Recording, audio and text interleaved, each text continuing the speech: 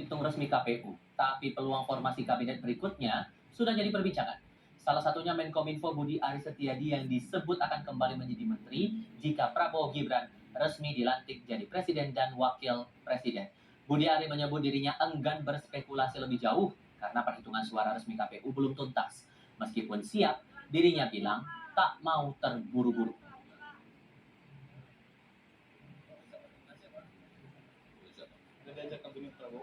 Ya belum lah, tunggu real count aja. Real count, tunggu real count. Kamu buru-buru, masih ada berapa hari sih? 20 Maret ya? 35 hari kan? Tunggu aja lah, tunggu. Hari udah di mana kamu?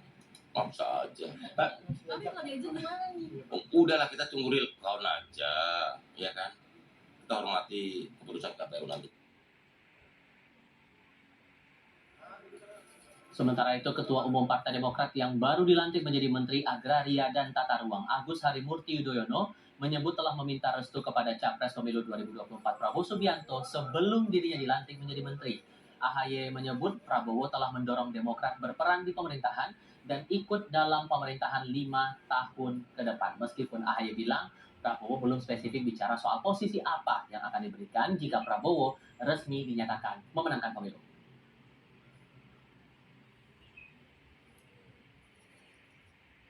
Dengan Pak Prabowo tadi malam, saya tentu melaporkan kepada beliau, termasuk juga meminta doa restu, blessing, karena bagaimanapun beliau adalah capres yang kami usung, juga pemimpin dari Koalisi Indonesia Maju 5 tahun ke depan.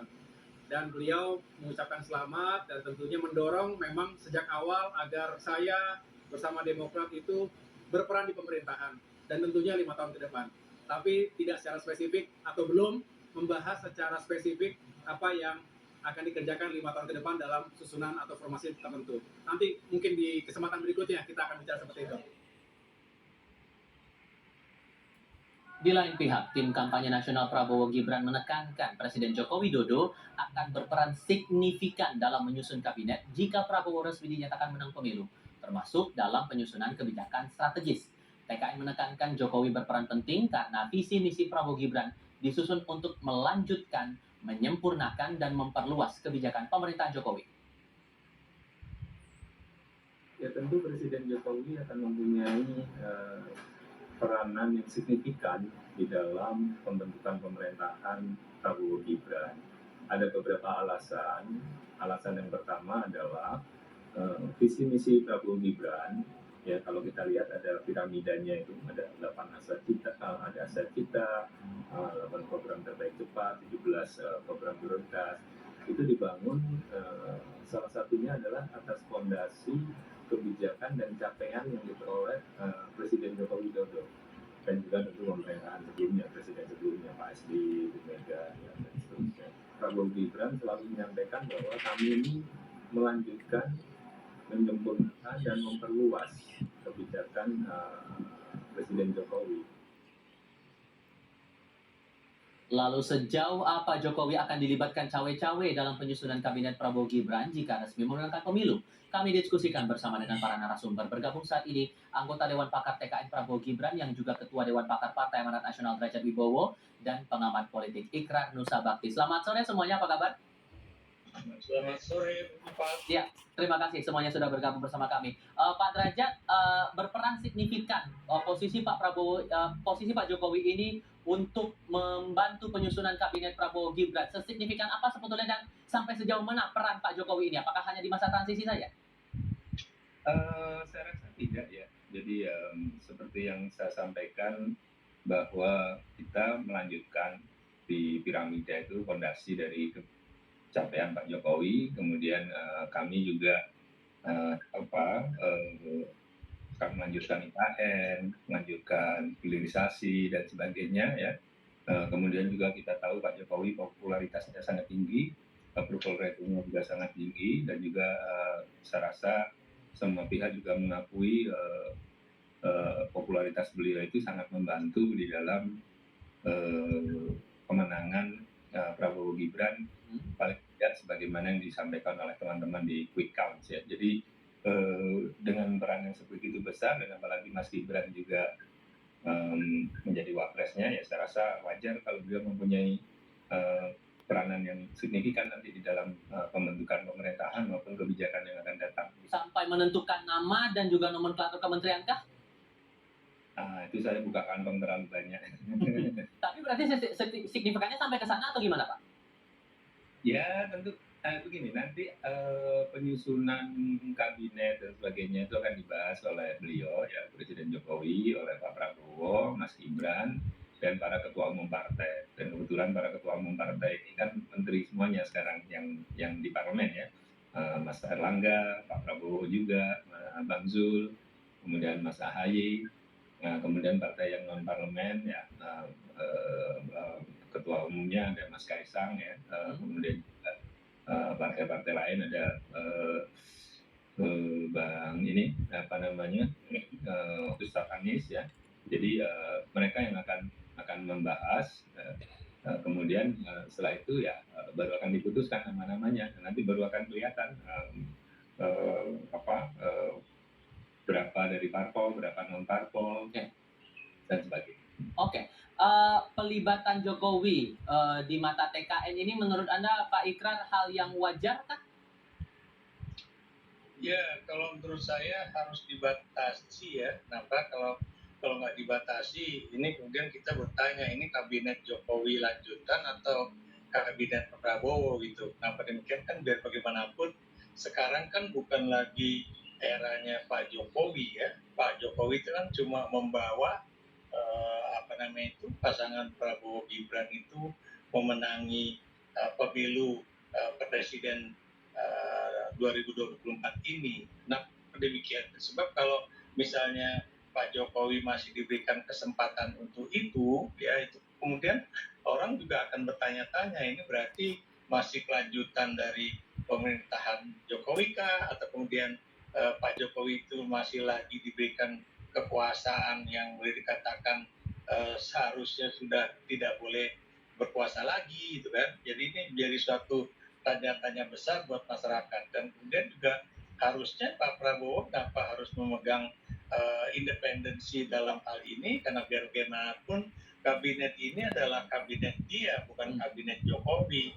Jadi inilah yang kemudian menjadi suatu persoalan ya. Ini berarti yang namanya Jokowi masih prolong his power ya, in the government gitu kan. Jadi kan. Tapi kalau Anda melihatnya dari awal saja pembentukan nama, saran-saran pembentukan kabinet saja sudah melibatkan Pak Jokowi, nanti saat pemerintahan berjalan apakah ini akan ada bayang-bayang Jokowi juga di pemerintahan Prabowo Gibran nanti?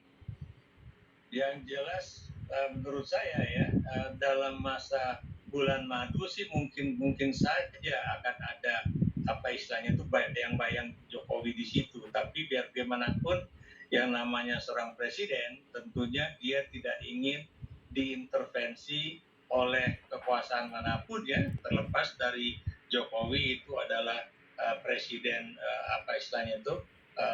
sebelumnya gitu kan. Jadi ini harus kita lihat ya. Saya beri contoh misalnya, apakah kemudian Pak SBY juga ikut campur di dalam urusan pemerintahan setelah dia turun dari jabatan presiden? Saya pikir enggak ya. Atau kemudian juga ya Pak JK juga kemudian begitu dia turun jadi wakil presiden, dia tidak pernah berusaha untuk kemudian juga membayang-bayangi misalnya apa yang harus dilakukan oleh Pak wakil presiden sekarang begitu kan. Jadi ini harusnya sesuatu proses yang alamiah ya seperti itu. Jangan kemudian kita lagi-lagi terus tergantung kepada Jokowi begitu. Oke. Apakah ini tidak jadi batu sandungan buat TKN ke depannya nih, Mas Derajat? Ibarat ada dua matahari kembar di sini. Enggak, saya sangat tidak sepakat dengan analisisnya Bang Ikrar ya. Kalau membandingkan dengan Pak SBY kan tidak berada di tim pemenangan Pak Jokowi di 2014, ya kan? Kemudian juga membandingkan dengan Pak JK kan bukan presiden ya. Kemudian kalau kita lihat ya, Bu Mega masih punya peranan dan masih sangat dihormati di dalam pemerintahan Pak Jokowi. Beliau presiden malah ada selang Pak SBY 2 periode, tapi beliau punya peranan di dalam mengusulkan menteri dari PDIP gitu ya. Jadi saya rasa itu wajar saja di dalam realitas politik Indonesia. Dan kalau ada kekhawatiran matahari kembar, tidaklah, karena Pak Jokowi orang yang sangat tahu mengenai ketatanegaraan ya. Jadi ketika Pak Prabowo sudah dilantik, ya otomatis tongkat komando udah beralih ke Pak Prabowo. Jadi mataharinya ya Pak Prabowo gitu ya, dibantu oleh Mas Gibran.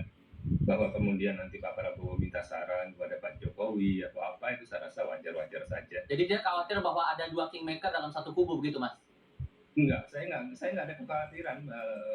Beliau peranannya itu tentu tidak di awal dalam pembentukan pemerintahan awal pasti akan diminta pandangan. Kemudian juga setelah itu ketika pemerintahan berjalan ya beliau akan lebih banyak memberikan sehat atau saran. Jadi tidak akan cawe-cawe misalkan bilang Pak Prabowo ada begini ya enggak, Pak Prabowo kan menterinya lagi.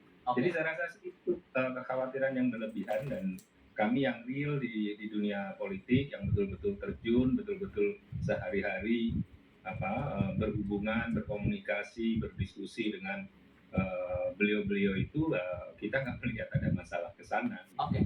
Termasuk untuk kondisinya sekarang, kita bicara keadaan sekarang, apakah pembahasan itu sudah berjalan untuk pemerintahan kedepannya, kabinetnya apa-apa saja dan penyusunan timnya bagaimana begitu? Belum. Jadi seperti yang sudah saja di berbagai tempat, belum ada sama sekali. Jadi kalau ada bocoran-bocoran kabinet itu udahlah news value-nya zero gitu. Jangan dianggap gitu ya. Belum ada. Para ketum parpol itu sekarang masih sibuk menjaga suara dan kursi di pileg masing-masing.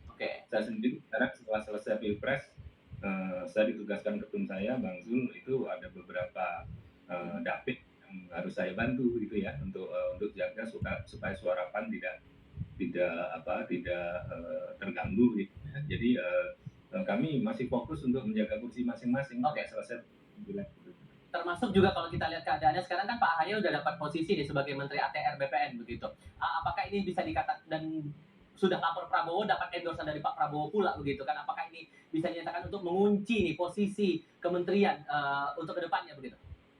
Enggak, kan nanti kan ada pembicaraan lanjutan. Nah, tentu di dalam pembicaraan lanjutan ketika melibatkan Demokrat, tentu akan Pak Prabowo, Mas Gibran akan berkonsultasi juga dengan Pak SBY tentu. Jadi nggak mungkin misalkan Pak Prabowo dan Mas Gibran mengambil dari Demokrat orang yang tidak di approve oleh Pak SBY atau Mas AHY kan. Jadi saya rasa tidak ada yang istilahnya kunci itu, tapi memang komitmen ke Demokrat ini kan sudah agak lama sebenarnya ya untuk Demokrat gabung, tapi kan sama seperti PAN, komitmennya sudah agak lama, tapi realisasi untuk kemudian Bang Zul menjadi Menteri Perdagangan itu kan ada tenggat waktu.